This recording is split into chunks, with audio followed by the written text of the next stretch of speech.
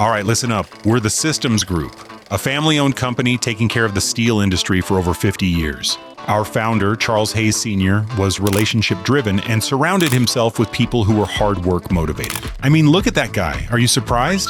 That philosophy has been a backbone of the company ever since. You already know that steel production is one of the most demanding processes in the world. Systems' goal is to make your life easier with one company, multiple divisions. Spray-cooled, fabrication contracting, air filtration, plant services, refractory solutions, all talking to each other. Revolutionary concept, I know.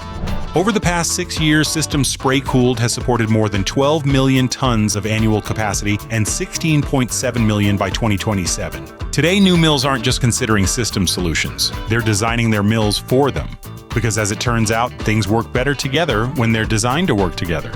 The Systems Group, engineered solutions for a safer, more productive steel industry.